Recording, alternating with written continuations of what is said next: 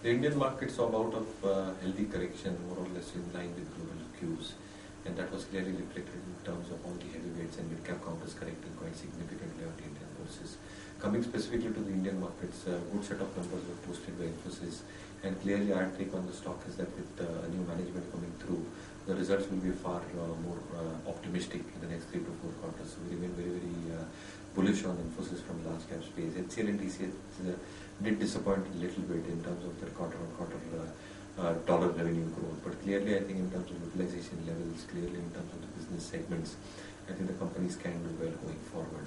HCL Tech did disappoint in the IMS segment, and TCS in terms of the quarter growth, in terms of expectations from dollar revenue clients and the LATAM markets, disappointed a lot of investors. But clearly I think any further decline on these stocks provide a good opportunity. Axis Bank came with a strong set of numbers, and we remain extremely optimistic on the counter over the long term, along with ICICI Bank and a few of the public sector banks like Bank of Baroda, Bank of India, Punjab National Bank also look well. I think from the NBFC base, LIC Housing Finance looks in a sweet spot. So in the next 3 to 4 quarters, we expect good amount of margin expansion to happen. So LIC Housing Finance looks like a very promising bet. Again, from the mid-cap space, we've come out with a Diwali strategy report, and we have pointed out a few mid-caps where we find huge amount of value. So Banco products from the auto ancillary space, something like a Kirloskar oil engine in the same space itself from the cap goods engineering side. And clearly something from the mid-cap cement space, Mangalam Cement, India Cements, can show good amount of traction in terms of margins. And again, valuations are very appealing for all these counters.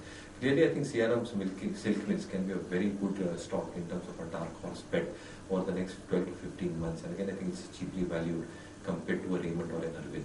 So I think one really needs to keep a stock-specific approach when approaching these markets. It's going to be a truncated week in the coming week with Diwali round the corner, 3 trading sessions. And clearly what will determine the markets in the coming week would more or less be how the state elections fare out.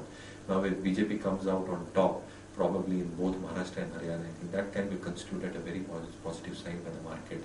And the markets might react very positively along with the good festive cheer in run-up for Diwali. So our take is that the markets might just move up a tad bit from the current levels. But again, I think keeping stock-specific action will be mandated from the market.